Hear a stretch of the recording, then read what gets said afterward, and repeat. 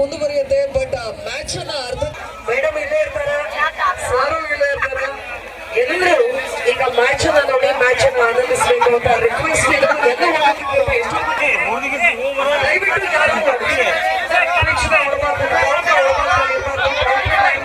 ಯಾರು ಎಲ್ಲ ದಯವಿಟ್ಟು ಹೋಗಿ ಕೂತ್ಕೊಳ್ಳಿ.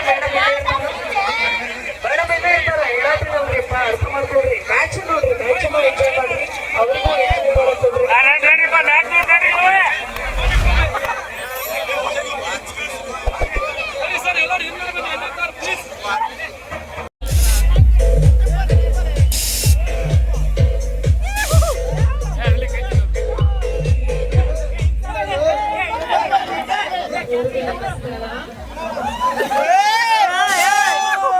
ನೋಡಿ.